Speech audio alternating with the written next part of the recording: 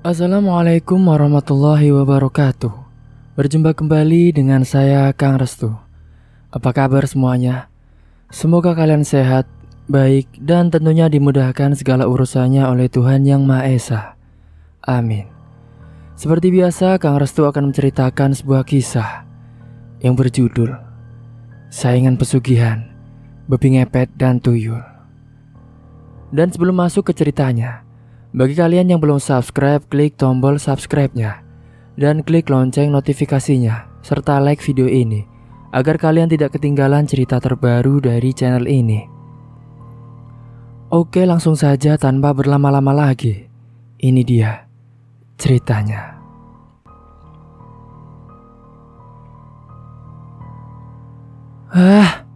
Padahal satu kali lagi aku untung banyak, ujar Arga yang kala itu kesal karena kalah main slot.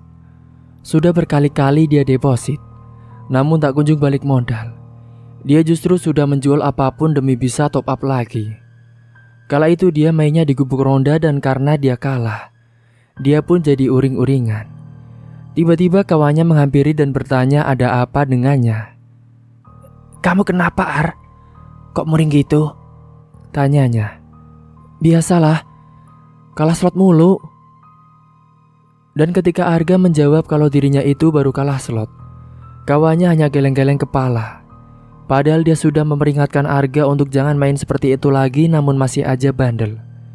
Dan karena tambah kesel usai dinasehati, Arga pun mutusin pulang dan tak jadi ikut ronda pada malam itu. "Sudahlah, aku pulang saja, malas meronda," ucap Arga dengan kesal. Setibanya di rumah, dia pun dihampiri Rini, istrinya yang meminta jatah uang buat beli beras. "Mas, mana? Aku minta uangnya buat beli beras." Arga pun langsung meraih saku celananya dan mengambilkan uangnya. "Ini, Dek." Namun Arga hanya memberinya 50.000 doang. Dan Rini pun protes, dengan uang segitu mana bisa beli lauknya. "Apa-apaan ini, Mas? Masa cuma 50.000 doang? Uang segini mana bisa buat beli lauk?" Beli telur aja kan bisa. Berisik banget sih. Aku ngantuk. Aku mau tidur," ucap Arga dengan ketus. Rini yang sudah biasa menebak perubahan mood Arga, dia pun langsung berkata, "Mas, kamu main slot lagi ya? Pasti kamu kalah ya?" "Berisik. Aku mau tidur." "Tuh kan, pasti benar dugaanku. Aku kan sudah bilang berkali-kali, jangan main slot lagi, Mas. Itu tuh pembohongan. Gak bakalan kamu untung dari main itu," ujar Rini menasehati Arga. Karena malas debat, Arga pun hanya pura-pura mengiyakan dan segera beranjak ke kamar untuk tidur. Karena esok hari dia pun harus kembali bekerja. Sementara Rini pun menuju ke warung dan hanya membeli beras 1 kilo dan mie instan dan telur saja buat lauk. Memang selama ini mereka hanya hidup pas-pasan, namun sebenarnya Rini tidak masalah. Yang menjadi masalah baginya adalah ketika suaminya malah kecanduan main judi dan slot. Sekembalinya Rini dari warung, dia juga langsung nyusul tidur ke kamar. Terlihat Arga sudah mendengur di kasur. Arga ini kerja bantu angkat-angkat barang di kios pasar, dan bayarannya pun tidak seberapa. Dia bekerja di salah satu kios sembako milik seorang warga yang lumayan banyak uangnya. Dan dia biasanya berangkat kerja pukul 8 dan baru pulang pukul 4 sore. Dan Arga biasanya dibayar pas waktu akhir bulan. Dia menerima sekitar 1,3 juta rupiah. Sebenarnya cukup untuk kebutuhan mereka. Karena sampai saat ini Arga itu dan Rini belum punya anak. Namun uang itu separuhnya kadang Arga gunakan untuk judi maupun top up slot. Pada esok paginya, Arga pun bangun dan Rini sudah bangun lebih dulu dan sudah menyiapkan sarapan yang hanya telur dadar. "Nih makan, Mas. Adanya cuma telur dadar doang. Salah kamu sendiri. Ngasih uangnya cuma 50.000 saja." "Ya udah sih, gak apa-apa. Telur dadar kan juga enak." "Tapi masa iya, Mas? Kita mau makannya telur dadar terus. Apa gak bisulan nantinya?" "Masih pagi, gak usah berantem lah, Dek. Aku malas debat." Rini pun akhirnya menghela nafas panjang mendengar ucapan suaminya itu. Mereka berdua pun kemudian makan bersama. Dan setelahnya, Arga pun beranjak kerja ke pasar. Sementara Rini juga berangkat ke warung milik tetangganya. "Aku berangkat dulu, Dek." "Iya, Mas. Hati-hati ya." Dia bantu-bantu kerja di sana, lumayan buat tambahan. Dengan motornya, Arga pun langsung menancapkan gasnya pergi ke pasar yang letaknya cukup jauh dari rumahnya. Sementara di tempat lain, di bagian sisi pasar lain ada seorang penjual batu akik Harto namanya. Tidak sesuai dengan nasibnya yang tidak memiliki banyak uang. Dia duduk menunggu pembeli yang berminat membeli cincin akik buatannya itu. Biasanya yang minat adalah bapak-bapak tua, dan karena itulah dagangannya jarang sekali laku. Kadang dia juga bingung sendiri, karena di rumah dia juga harus memenuhi kebutuhan anak dan juga keluarganya. Karena dia sudah punya satu anak, yaitu Dipo. Sebenarnya dia bisa saja menjual semua batu akik itu ke kolektor, namun pasti harganya akan murah banget dan dia tidak mau itu terjadi. Dan singkat waktu, hari sudah siang dan karena tidak ada yang beli satupun cincin akiknya, Harto pun mutusin pulang ke rumah. "Daripada ngantuk seperti ini, mending pulang sajalah ke rumah." Setelahnya Harto pun mengemasi semua batu akiknya itu dan menutup lapaknya, dan dia pun segera pulang ke rumah. Setibanya di rumah, Harto langsung ditanya oleh Isma istrinya. Namun Harto dengan lesu berkata, dagangannya tidak ada yang laku satupun hari ini. "Loh Mas, kok jam segini sudah pulang?" "Iya Dek, aku ngantuk. Di sana nunggu gak ada yang beli. Tidak ada yang laku hari ini." "Tuh kan Mas, zaman sekarang mana ada yang mau pakai akik begituan. Mending Mas jual saja semua cincinnya ke teman kamu itu Mas. Nanti uangnya kan buat modal untuk usaha yang lainnya," ucap Isma istrinya. Harto yang terduduk lesu kemudian merenungkan ucapan Isma. Dan bahkan katanya Isma mau bantu dagang nanti kalau misal Harto mau buka usaha baru. "Nanti kalau kamu buka usaha baru, aku pasti akan membantu kamu dagang Mas." Akhirnya setelah mantap, Harto memutuskan akan menjual semua koleksi batu akiknya itu ke temannya yang adalah seorang kolektor. Harto pun akhirnya pamit hari itu juga dan membawa semua akiknya ke rumah temannya yang beda desa.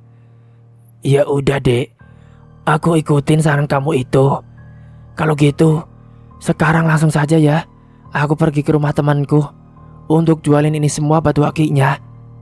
"Iya Mas, hati-hati ya." Dengan motornya dia menerjang panas terik matahari yang menyengat siang itu. Dia berharap kawannya itu ada di rumah. Dan setibanya di rumah kawannya, beruntung dia ada di rumah. Harto pun menyampaikan maksudnya dan kawannya itu setuju. "Ada apa toh? Tumben banget kamu datang ke sini." "Iya, ini aku mau nawarin kamu. Aku mau jual semua batu akik ini. Apa kamu masih mau beli batu akikku lagi?" "Ya, tentu aku setuju. Dan aku mau borong semuanya. Dulu kan aku pernah mau borong, tapi kamu menolaknya." Tapi kenapa kamu tiba-tiba menjual semua batu akiknya?" imbuhnya. "Iya, soalnya di pasar gak laku. Makanya aku mau jual. Dan uangnya nanti aku mau buat buka usaha lain saja." "Emangnya kamu mau buka usaha apa?" "Ya kalau usaha apanya aku juga belum tahu sih sebenarnya." "Ya udah, berapa semuanya? Hitung." 12 juta gimana?" "Aduh, kemahalan. Gimana kalau 10.500.000?" Seketika saat itu Harto pun terdiam sejenak untuk memikirkan apakah dia akan menerima tawarannya temannya itu. Ya udah deh. Harga sahabat gak apa-apa." "Oke, kalau begitu, ntar aku ambilkan dulu uangnya. Diminum dulu saja silakan." "Iya, terima kasih ya." Beberapa saat kemudian temannya itu pun kembali dan membawakan uang yang sangat banyak sekali untuk membayar semua batu akik dengan jumlah yang sudah ditentukan tadi. "Ini uangnya, dihitung dulu coba." "Gak usah lah, aku percaya kok." Karena dia juga sudah bilang sendiri, dulu kalau mau memborong semua akiknya Harto, namun dari dulu Harto selalu nolak. Akhirnya usai sepakat dengan harga yang ditawar kawannya itu, yakni sebesar 10.500.000. Harto langsung menerima uangnya dan segera kembali pulang ke rumah. Ya udah, makasih ya. Aku pulang dulu. Dan singkatnya, di tempat lain Arga sore itu dudukan di depan halaman kios bersandingan dengan es teh yang dia buat di dapur kios. Dan setelah kios ditutup, Arga pun beranjak pulang ke rumah. Dia langsung mandi karena gerah nampak Rini sedang dudukan sendiri sambil nonton televisi. Dan hanya menyuruh makan di dapur karena tadi dia sudah duluan. Mas, itu sana kamu makan. Aku sudah makan duluan tadi. Iya dek. Malamnya Arga menuju ke pos ronda untuk dudukan di sana dengan teman-temannya dan para bapak-bapak ronda. Ketika yang lain sedang sibuk masing-masing, ada yang main catur, nonton televisi di situ, dan dongengan sendiri, Arga malah melamunkan nasibnya. Dia berpikir jika hidupnya flat gini terus mungkin dia akan mati tanpa merasakan bagaimana rasanya memiliki uang yang banyak. Gimana ya caranya biar bisa punya uang banyak? Masa iya aku hidupnya gini-gini terus? Kan pusing, gumamnya. Tiba-tiba dia jadi teringat tentang saran dari teman lamanya yang kini sudah gak tinggal di desa situ. Dulu kawannya pernah menyarankan agar Arga untuk pakai pesugihan jalur dukun saja biar cepat kaya. Apa aku datangi dukun saja ya, biar cepat kaya minta dibantu? Dulu kan ada yang sempat nawarin aku. Dulu Arga menolak karena takut hal begituan. Tapi kini, setelah meratapi nasibnya yang tak kunjung berubah, yang masih miskin saja, akhirnya pun dia mulai berminat. Untungnya Arga dulu pernah diberikan alamat dukun itu, dan Arga sudah mencatatnya dan menyimpan di lemarinya. Mungkin nanti pas pulang, dia akan mengecek kembali apakah kertas itu masih ada atau tidak. Dia pun kemudian ikut nimbrung dongengan dengan yang lainnya untuk mengusir kejenuhan dalam pikirannya itu. Karena malam ini Arga akan ikut ronda keliling. Sementara di rumah lain, Harto memberitahukan hasil penjualan batu akiknya itu pada istrinya yaitu Isma. Gimana mas? Tadi hasil penjualan batu akiknya? Ini dek, semuanya kejual seharga 10.500.000. Syukurlah mas kalau begitu. Harto pun meminta usul pada Isma. Usaha apa kiranya yang akan mereka jalani. Harto sempat kepikiran buat buka warung makan namun ditolak Isma karena katanya masakannya kurang enak. Tapi kita mau buka usaha apa ya kira-kira? Sejenak suasana pun menjadi hening karena mereka memikirkan usaha apa yang cocok. Apa kita buka usaha warung makan saja, dek? Janganlah mas, masakan aku kan kurang enak. Nanti malah sepi warungnya. Lah terus apa dong? Dan tiba-tiba Isma menyarankan untuk jualan sayur di pasar, yaitu dengan menyewa lapak dan belanja sayurannya ke depotnya langsung biar murah. Gimana kalau jualan sayur saja mas di pasar? Kan peluang larisnya lebih banyak. Apalagi kan banyak ibu-ibu yang setiap harinya pasti belanja sayuran mas, buat masak atau jualan lagi. Nanti belanja sayurannya di depot langsung saja mas, biar murah. Setelah berpikir sejenak, Harto pun akhirnya setuju, namun dia meminta Isma untuk jadi bantu ikut dagang. Namun Isma kala itu bilang kalau dirinya bisa bantu dagang usai bersih-bersih rumah dan paginya menyiapkan sarapan buat anaknya dulu. Betul juga apa saran kamu. Ya udah, aku setuju. Tapi nanti kamu jadi ikut bantu dagang kan? Iya mas, tapi aku nanti bantu dagangannya kalau semua sudah selesai. Semua harus dibersihkan dulu rumahnya, dan paginya aku menyiapkan sarapan dulu buat anak. Ya udah deh, gak apa-apa dek. Karena nantinya Harto bakalan berangkat dagangnya jam 5 pagi. Karena jam segitu banyak ibu-ibu yang nyari sayuran segar di pasar. Usai sepakat, karena malam pun sudah larut, dan besok mereka harus mempersiapkan segalanya, mereka pun kemudian beranjak tidur. Sementara Arga yang sudah selesai ronda malam, dia kembali ke rumah dan mencoba mencari alamat dukun yang disimpannya di dalam lemari kamarnya. Saat itu untungnya Rini sudah tertidur pulas dan dia segera mencari kertas alamat itu. Setelah dicari kesana kemari, akhirnya dia pun menemukan juga kertas alamat rumah si dukun. Akhirnya ketemu juga alamatnya. Karena alamat dukun itu sudah ketemu, dia pun langsung beranjak tidur karena sudah ngantuk. Dan esok paginya, Arga berhasil menemukan kertas yang bertuliskan alamat dukun tadi malam. Dan dia berencana akan izin nanti, jadi dia berangkat kerja setengah hari doang. Karena dia berencana hendak pergi ke rumah dukun, karena pasti nanti di sana butuh uang. Arga untungnya tadi malam sudah pinjam uang ke temannya untuk jaga-jaga. Dan singkatnya, siang pun telah tiba, dan Arga dari kios langsung pergi menuju alamat dukun dengan menggunakan sepeda motornya. Ternyata rumah dukun itu ada di perbatasan kabupatennya, dan butuh waktu untuk sampai ke sana. Usai keliling ke sana kemari, tibalah Arga di sebuah rumah yang bermodel zaman dulu dan berada di paling ujung di desa tersebut, serta berjauhan dengan rumah warga yang lainnya. Arga pun langsung menyambangi dan mengetuk pintunya. Dan lalu muncullah seorang kakek-kakek tua yang bernama Mbah Kawul. "Permisi." "Iya, sebentar." Terdengar sahutan dari balik pintu. Suara pintu dibuka. "Mari, silakan masuk. Kita bicarakan di dalam saja." Beliau yang paham dengan maksud kedatangan Arga. Lantas Mbah Kawul langsung menyuruhnya masuk ke dalam dulu dan membicarakan di dalam saja. Akhirnya saat itu Arga pun masuk bersama dengan Mbah Kawul dan duduk di kursi ruang tamu. "Kamu datang ke sini pasti mau mencari kekayaan, kan?" "Iya, Mbah. Kok Mbah tahu sih?" "Apa kamu lupa kalau aku dukun yang bisa menerawang?" "Iya sih, Mbah. Saya datang ke sini memang mau mencari pesugihan, Mbah. Biar saya cepat kaya dan banyak uangnya, Mbah. Saya bosan hidup miskin."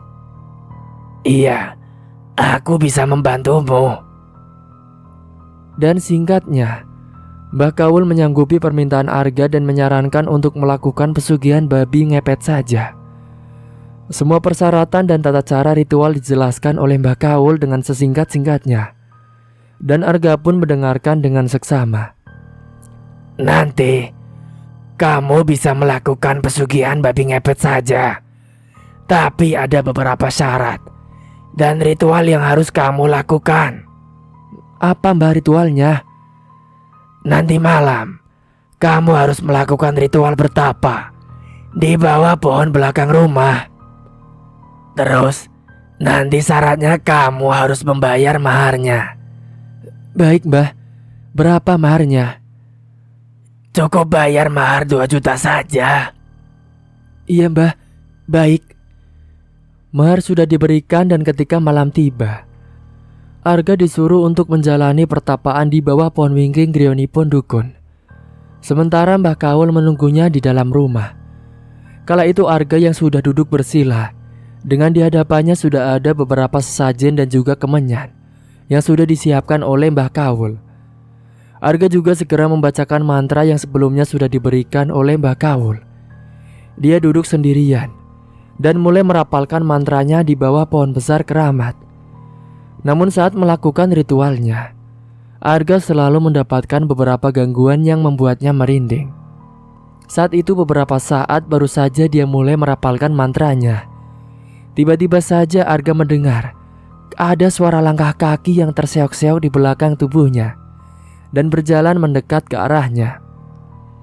Namun Arga tidak berani menoleh ke belakang karena sudah diperingatkan oleh Mbah Kawul kalau ada gangguan jangan dihiraukan. Hembusan angin pun kala itu berhembus membuat Arga semakin merinding, apalagi sosok itu mencoba mendekatinya. Saat itu juga dia mencium bau busuk yang sangat menyengat sekali di hidungnya. Akan tetapi beberapa saat kemudian suara langkah kaki itu pergi menghilang dengan sendirinya. Akhirnya dia pun bisa lebih fokus lagi untuk bertapa. Dan beberapa menit setelahnya Arga dikejutkan dengan suara wanita yang tertawa mengikik menggelegar yang membuatnya mengeri. Kala itu dia melihat ke arah pohon yang ada di atasnya, dan betapa terkejutnya dia melihat ternyata ada sosok kuntilanak yang dudukan di sana dengan mengayunkan kedua kakinya. Rambutnya panjang dan acak-acakan serta pakaian lusuh kotor penuh dengan tanah. Dan kedua matanya itu melotot menatap tajam dan baunya sangat busuk sekali. Setelah melihat sosok itu, Arga kembali melanjutkan mantranya dan mencoba untuk fokus meskipun tubuhnya sangat gemeteran sekali. Tiba-tiba saja, dia seakan bergoyang tubuhnya karena tanahnya itu berasa bergetar oleh dentuman langkah kaki yang sangat besar. Daun-daun kering yang ada di tanah dan bahkan di atas pohon yang mengering pun berterbangan. Dia semakin merinding dan gemeteran kala itu. Keringat dingin bercucuran sambil mulutnya terus berkomat-kamit membaca mantra. Selama pertapaannya, Arga ternyata didatangi sosok babi hitam raksasa. Kemudian babi itu mengajukan syarat agar setelah melakukan kontrak, Arga harus melakukan ritual rutin setiap malam dan sering-sering makan bunga mawar dengan mentah. Ritual kamu, kuterima. Akhirnya Arga pun menghentikan merapalkan mantranya karena dia tahu yang datang sosok sembahannya nanti. Apa yang kamu mau? Saya mau hidup sejahtera dan bergelimang harta. Tapi ada syaratnya yang harus kamu lakukan. Apa syaratnya? Nanti kamu harus melakukan ritual rutin pada setiap malam dan sering-sering makan bunga mawar mentah. Apa kau sanggup? Setelahnya Arga pun tanpa berpikir panjang, dia langsung menyanggupi dengan menganggukkan kepalanya menanggapinya. Kalau begitu, kamu pulanglah. Baik, terima kasih banyak. Sosok babi itu pun kemudian pergi menghilang dan meninggalkan sebuah asap hitam dengan tebal. Segera saat itu Arga pun pulang ke rumah Mbah Kaul. Sekembalinya ke rumah Mbah Kaul, Arga mendapatkan beberapa wejangan, yakni melakukan aksi di malam hari Kamis. 2. Jangan terlalu serakah saat mencuri uang atau perhiasan. Yang ketiga, hindari rumah seorang ustadz atau kiai. Yang keempat, jangan sampai lupa untuk menjalani ritual. Dan yang terakhir, bacakan mantra yang akan diberikan sebelum melakukan aksinya. Jangan sampai kau lupa dengan semua syarat itu. Baik, Mbah, saya paham. Setelahnya Arga pun mengambil uang dan diberikan kepada Mbah Kaul sebagai maharnya. Ini, Mbah, uangnya. Kalau begitu, saya pamit pulang ya, Mbah. Terima kasih banyak. Usai paham dengan semua penuturan Mbah Kaul, Arga pun segera pamit untuk pulang malam itu juga. Setibanya di rumah, Arga memutuskan untuk menjelaskan semuanya kepada Rini tentang rencananya itu karena ternyata malam itu Rini belum tidur karena dia tidak bisa tidur. Dan ternyata respon Rini justru setuju dan berharap dengan itu mereka bisa merubah nasib hidupnya. Kamu dari mana saja, Mas? Kok baru pulang? Judi lagi sampai malam. Dek, sebenarnya aku tadi dari rumah dukun dan aku melakukan pesugihan biar kita cepat kaya. Kamu yang benar saja, Mas. Iya, Dek. Aku beneran. Baguslah kalau gitu, Mas. Aku juga capek miskin terus. Kamu gak marah, Dek? Ya enggak lah, Mas. Setelahnya mereka pun tidur karena sudah lelah. Dan singkatnya, usai menyiapkan ruangan khusus, Rini yang akan jaga dan tepat pada malam Kamis berikutnya, dia mulai menjalani ritual yang pertama. Dia meletakkan lilin di ruangan yang sudah dibuat tahan angin, jadi dia tak khawatir. Di dalam ruangan itu pun Arga sudah menyiapkan beberapa sajen dan juga kemenyan. Malam itu Arga mulai masuk ke dalam ruangan ritual itu. Dia pun langsung membakar kemenyan yang sudah disiapkan dan kemudian lilin mulai dinyalakan. Begitu juga dengan Rini yang ikut masuk ke dalam ruangan ritual itu. Untuk menjaga lilinnya di sana juga sudah ada penampan. Dan sesaat setelahnya, dia langsung merapalkan ajian mantra yang sudah diberikan oleh Mbah Kaul. Beberapa saat kemudian Arga berubah wujudnya menjadi sosok babi ngepet. Awalnya Rini terkejut melihat itu, namun dia tahu memang begitulah SOP-nya. Setelahnya, Arga pun mulai keliling-keliling desa mencari rumah warga yang menurutnya punya banyak uang. Dan Arga mulai merampas barang-barang berharga yang ditemukannya. Dia melancarkan aksinya tepat tengah malam. Dan benar saja, dengan mudahnya Arga menyelinap masuk dengan wujud babinya ke rumah-rumah warga. Dia berhasil merampas uang-uang milik warga. Dan singkatnya, Arga pun selesai dan hendak kembali ke rumah. Sementara Rini yang jaga lilin, Dia dibuat ternganga usai nampan yang ada di hadapannya.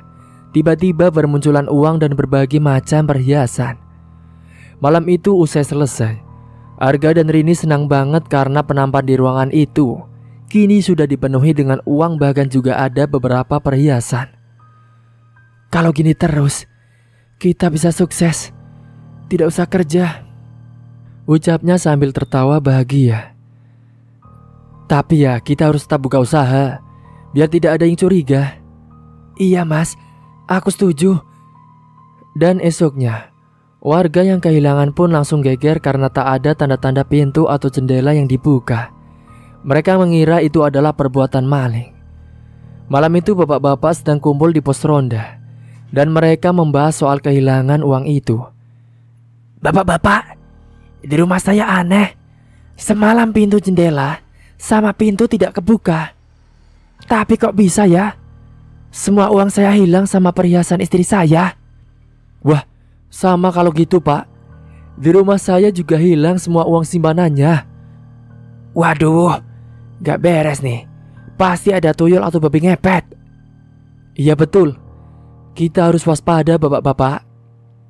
Gimana kalau kita penjagaan ketat? Siapa tahu ada babi ngepet keliaran. Saya setuju pak. Setelah bapak-bapak itu setuju, akhirnya akan ada diadakan penjagaan ketat.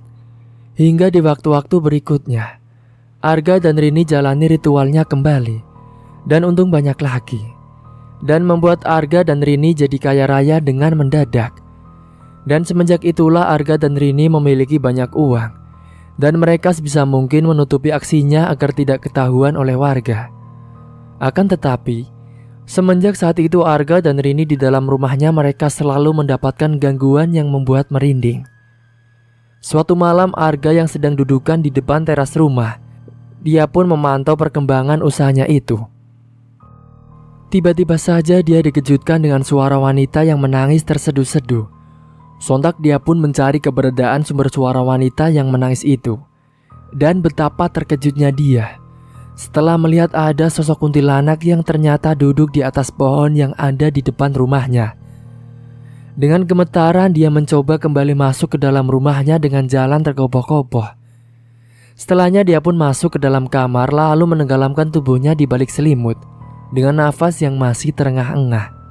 Sesaat kemudian, dia dikejutkan dengan suara yang mengetuk pintu kamarnya.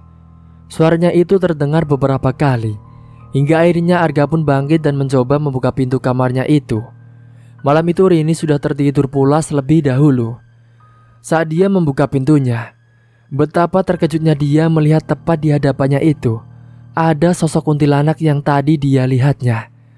Tambah gemetaran dan merindinglah dia sampai dia pun akhirnya ambruk pingsan. Arga pun pingsan sampai pagi hari. Dan Arga baru sadar pada paginya.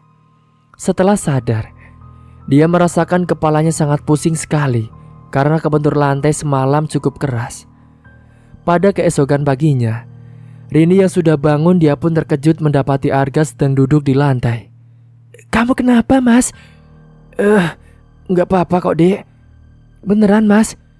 Iya. Sudah, sana kamu masak. Aku lapar. Akhirnya saat itu Rini pun segera ke dapur untuk masak buat sarapan pagi mereka. Dan Arga beranjak ke kamar mandi untuk mandi. Setelah mandi selesai Arga bersarapan. Arga pun pergi ke tempat usahanya. Dan malam-malam berikutnya pun sama dia dan Rini terus mendapatkan gangguan. Mungkin karena mereka telah melakukan ritual di rumahnya, sehingga membuat banyak makhluk halus yang bersemayam di rumahnya itu. Apalagi mereka tidak pernah beribadah. Rini juga selalu mendapatkan gangguan dan teror di dalam rumahnya. Malam itu, Arga sedang pergi ke rumah temannya dan Rini pun jadi sendirian di dalam rumahnya. Rini malam itu nonton televisi sambil ngemil karena dia merasa bosan dan kesepian di rumah sendirian. Tiba-tiba saja dia dikejutkan dengan suara babi. Dia pun langsung mengedarkan pandangannya untuk mencari sumber suara itu, namun tetap saja dia tidak melihat wujudnya. Sesaat kemudian, dia kaget saat gorden jendelanya itu tiba-tiba bergerak sendiri. Padahal tidak ada angin sama sekali atau hewan yang menyenggolnya. Terdengar juga suara ketukan pintu saat itu. Dan Rini kira kalau yang mengetuk pintunya itu adalah Arga. Dia pun segera keluar untuk membukakan pintunya. Suara pintu dibuka. Dan betapa terkejutnya Rini saat membuka pintunya karena tepat di hadapannya itu ada sosok dengan tinggi besar yang sangat menyeramkan sekali dengan bau sangat busuk. Sosok itu pun kedua matanya merah menyala dengan gigi taring yang panjang dan tajam menyeramkan sekali. Tubuh Rini langsung kaku, tidak bisa digerakkan sama sekali. Hingga akhirnya dia yang sudah tidak kuat melihat sosok yang ada di hadapannya itu, dia pun akhirnya ambruk pingsan. Dan beberapa saat kemudian, Arga pun sudah pulang dan betapa terkejutnya dia melihat istri yang dicintainya itu terkapar di depan pintu. Segera dia pun menggendong Rini masuk ke dalam kamar dan langsung menyadarkan Rini dengan mengolesi minyak angin kayu putih. Beberapa saat kemudian, akhirnya Rini pun sadar dan segera Arga akan mengambilkan air putih. "Aku ambilkan air putih dulu ya." Saat di dapur, Arga sedang mengambil air putih, tiba-tiba saja dia dikejutkan dengan suara geraman. Namun dia tidak melihat suara wujudnya itu. Kala itu Arga pun merinding, namun dia tidak terlalu menghiraukan suara itu. Dia pun kembali lagi ke kamar dan memberikan air putih untuk Rini. "Ini, minum dulu dek." Setelah menenggak air putih itu, Rini disuruh Arga untuk beristirahat. "Mas, kamu di rumah saja ya, aku takut." "Takut kenapa sih emangnya?" "Tadi aku lihat ada genderuwo mas." "Ah, masa sih? Kamu cuma halusinasi saja kali." "Beneran mas, genderuwo itu tinggi besar, menyeramkan mas, makanya aku pingsan." "Kamu itu cuma kecapean, jadi kebanyakan berhalusinasi. Udah, tidur ya, istirahat." Dan singkat cerita, sementara di tempat lain di lain hari, kini Harto dan Isma sudah mulai menjalani usaha barunya dengan jualan sayur di pasar. Usai beberapa hari usahanya itu dibuka. Awalnya memang banyak yang beli, mungkin karena penasaran. Namun setelahnya, ekspektasi tak sesuai harapan. Dagangannya pun menjadi sepi pembeli. Hal itu pun membuat Harto patah semangatnya. Malamnya pun dia sambat dengan Isma. Dan Isma juga bingung. Mungkin pikirnya apa sudah terlalu banyak kali ya yang dagang sayur, atau mungkin kualitas sayur mereka biasa-biasa saja. Entahlah, Harto juga tidak paham. Karena lelah, Isma pun mutusin tidur terlebih dahulu. Sementara Harto mencoba mencari solusi sambil dudukan di depan teras rumah dan ngopi sekalian nyebat sebatang. Harto yang sudah lelah dengan keadaan, dia pingin punya banyak uang agar hidupnya itu tenang-tenang. Dan entah ide ini datang dari mana, Harto tiba-tiba terpikirkan untuk mencari solusi ini di perdukunan. Kebetulan dia tahu dukun yang lumayan ampuh, dan dia pun berencana akan pergi besok ke sana. Untungnya sisa uangnya masih ada, dan mungkin akan digunakan untuk membayar mahar di dukun itu nantinya. Dan singkatnya, siang hari usai pulang dari dagang pasar, Harto diam-diam pergi menuju ke rumah dukun yang ada di desa lain yang jauh dari desanya. Dan setibanya di rumah dukun, tanpa basa-basi Harto langsung mengetuk pintunya dan menemui dukun tersebut. Di dalam rumah dukun, Harto menjelaskan semua maksudnya, dan dukun yang bernama Mbah Suroh menyarankan Harto untuk memelihara tuyul saja. Dan bahkan kala itu, Mbah Suroh bilang tak perlu melakukan ritual awal-awal segala. Harto bisa langsung order tuyul milik Mbak Suroh, dan Mbak Suroh akan membuat tuyul itu patuh pada Harto langsung. Harto pun setuju, dan dia memberikan uang 2 juta untuk satu tuyulnya itu. Dan Harto diberikan 1 botol kecil berisi tuyul.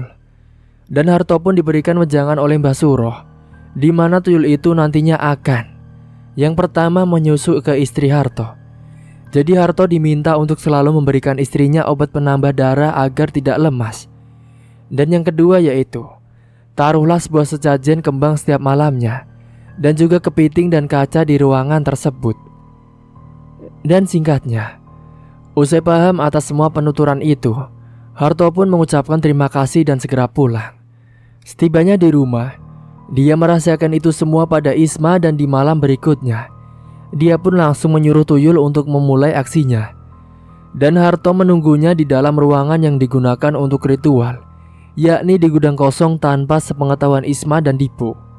Dan benar saja, usai lama dia menunggu, Nampan yang ditutupi dengan kain hitam di depannya tiba-tiba mengembang. Dan saat dibuka, uang dan berbagai macam perhiasan muncul di situ. Harto pun senang dengan itu. Dia akan punya banyak uang dan untuk menutupi aksinya, Harto akan tetap jualan di pasar. Dan benar saja, semenjak menjalankan ritualnya itu, tuyul selalu menyusu pada Isma. Hingga suatu ketika saat Isma sedang duduk di dalam kamarnya, dia mendengar seperti ada suara yang mencengkeram temboknya. Dan saat dilihat ke depan tidak ada siapa-siapa. Tidak hanya itu, Isma pada saat sedang di dapur sedang memasak, dia mendengar ada gelas yang ada di atas meja makan tersebut jatuh dengan sendirinya. Mungkin itu gangguan dari sosok tuyul yang mencoba untuk bermain-main. Pada saat malam hari ketika sedang tertidur, Isma juga bermimpi sesuatu. Dia seperti berada di dalam istana. Di sana terlihat banyak sekali tuyul-tuyul yang jumlahnya sangat banyak. Namun tidak hanya itu, di dalam istana tersebut juga ada beberapa orang ibu-ibu atau perempuan di sana, namun dengan wajahnya yang sangat pucat pasif. Terlihat juga ada yang menyusui tuyul yang ada di dalam istana tersebut, dan juga ada yang tangannya sampai dirantai dengan besi. Isma saat itu sempat ditarik dengan sosok tuyul tersebut. Ayo ikut, ucap sosok tuyul. Isma mencoba untuk menolaknya dengan terus berteriak, "Tidak, aku tidak mau ikut denganmu. Tidak." Isma teriak-teriak minta tolong tapi tidak ada yang memperdulikan Isma. Tolong saya," teriak Isma. Seketika Isma terperanjat bangun dengan nafasnya yang tidak beraturan dan tubuhnya bercucuran keringat. Baju yang dikenakannya Isma tersebut sangat basah sekali. Harto yang tidur di sampingnya mendengar teriakan Isma pun terbangun. "Ada apa, Dek?" "Aku mimpi buruk, Mas." "Makanya sebelum tidur itu berdoa terlebih dahulu." "Iya, Mas, tadi aku lupa." Isma yang tadinya berisi, kini sering merasa lemas dan loyo. Dan Harto hanya menyuruhnya untuk rehat saja dan selalu diberikan obat penambah darah dan vitamin. Pasalnya tuyul itu nyedotnya darah Isma. Dan singkat cerita, seiring dengan berjalannya waktu, sakit yang diderita pada payudaranya Isma semakin parah. Setiap harinya Isma merintih kesakitan. Tubuhnya Isma juga sekarang semakin kurus pucat. Pokoknya sangat tidak sehat sekali. Isma juga sekarang jadi susah makan karena menahan rasa sakit yang dideritanya. Hingga akhirnya Isma pun jatuh sakit. Dia hanya bisa berbaring saja di atas kasurnya. Dan setiap malam, Isma tidak bisa tidur karena menahan rasa sakitnya itu. Meskipun sedang sakit, tuyul itu terus meminta untuk menyusui Isma. Tuyul tidak pernah mengenal mau tuanya itu sakit atau tidak.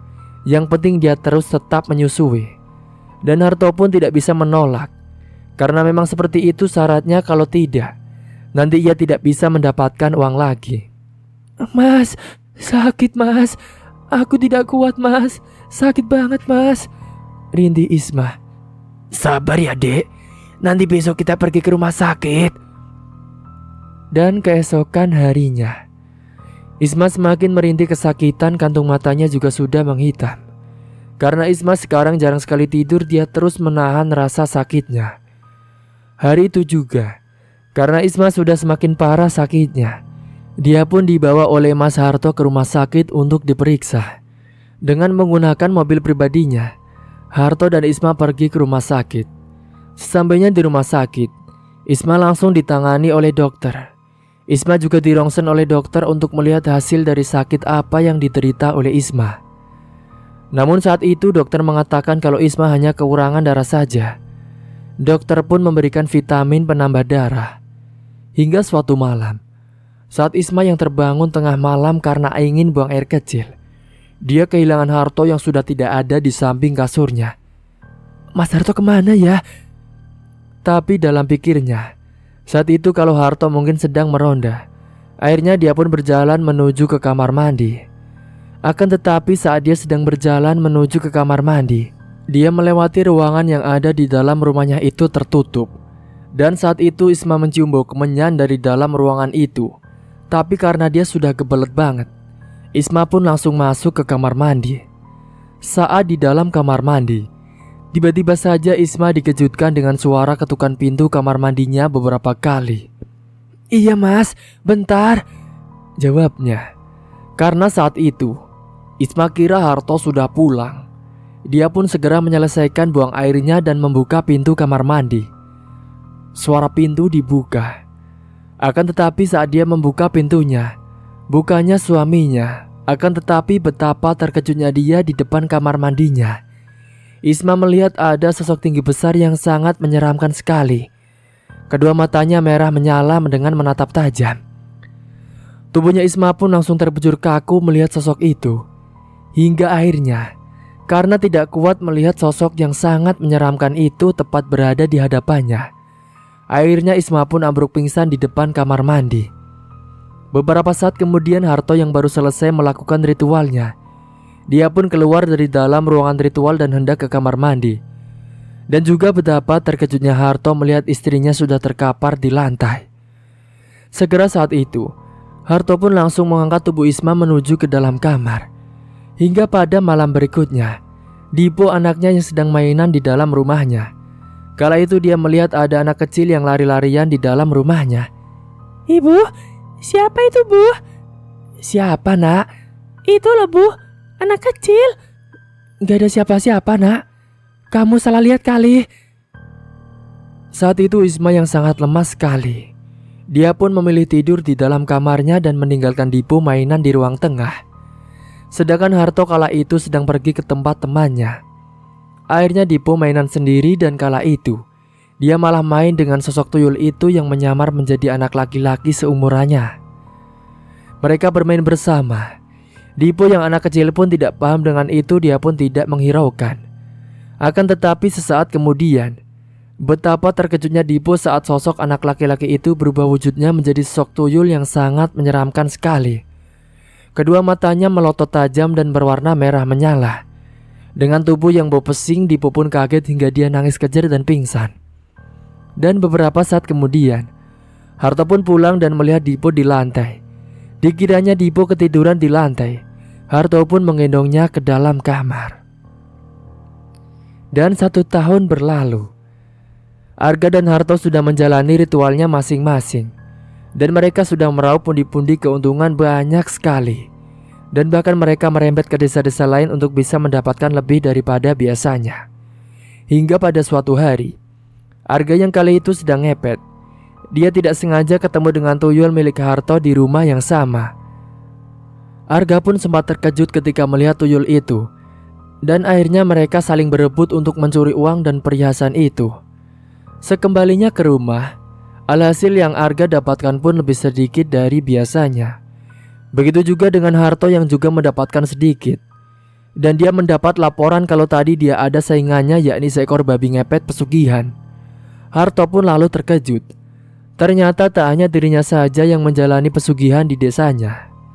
Dan singkat cerita, ternyata tak cuma sekali mereka berpapasan, bahkan sampai berkali-kali. Hingga puncaknya dua-duanya terjebak oleh perangkap warga yang memang kala itu sudah resah karena kehilangan uang dan harta mereka. Waktu itu tepat pada malam hari, tuyul ketemu dengan Arga dengan wujud babinya. Keduanya pun bentrok. Arga menyeruduk tuyul untuk pergi dari situ. Namun tuyul menolak dan berlarian di dalam rumah itu mencoba mencuri uang lebih dahulu. Suara gaduh pun terdengar pemilik rumah. Dan pemilik rumah diam-diam mengambil ponsel dan menghubungi kawannya yang berjaga di pos ronda. Dan menceritakan kalau rumahnya sedang didatangi babi ngepet. Alhasil kawannya pun langsung kumpulin warga dan mendatangkan seorang ustadz. Setibanya di halaman rumah, ustadz membacakan doa untuk memagari tempat itu agar babi ngepet tidak bisa kabur dari situ. Warga pun langsung menerobos masuk lewat pintu dan mendobraknya. Sontak Arga pun terkejut dengan kemunculan warga. Dan warga yang melihat ada babi mereka pun langsung mengejarnya. Mereka mengejar berbekal dengan tongkat kayu yang sudah didoakan oleh ustadz. Sementara ustadz menyadari sesuatu, ternyata ada tuyul juga di situ. Pemilik rumah pun terkejut mendengar itu. Namun pada akhirnya, ustadz berhasil memasukkan tuyul itu ke botol. Dan Arga juga berhasil diamankan dan dikandang karena dia tidak bisa kabur dari tempat itu. Usai menjelang pagi, babi tersebut perlahan berubah wujud menjadi sosok Arga sebenarnya. Alhasil mereka pun tahu siapa pelaku babi ngepet itu. Dan sebelum dikembalikan ke rumah, Arga sempat dihajar beberapa kali oleh warga. Setelahnya Arga dan Rini pun sama-sama diproses hukum dan mereka pun mendekam di penjara. Dan sebab itulah Arga melewatkan ritualnya, hingga mereka berdua sama-sama diteror di balik jeruji penjara sampai kena mental serta gangguan jiwa. Sementara Harto juga berhasil diungkap. Ustadz menyebutkan siapa pemilik tuyul itu. Harto pun lalu diamankan dan Isma berhasil diselamatkan. Dia malah terkejut karena ternyata selama ini dirinya yang selalu sakit-sakitan ternyata digunakan sebagai alat oleh Harto sang suaminya. Isma pun meminta cerai dengan Harto dan Harto pun pergi dari rumah itu dan menetap juga di dalam sel penjara. Entah dia akan bebasnya kapan, semua tidak tahu.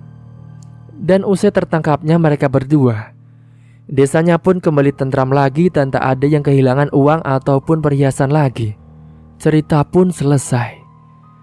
Meskipun dalam keadaan terpuruk dan buntu jalannya, jangan sampai untuk melakukan jalan kesesatan hanya untuk mendapatkan kekayaan yang secara instan.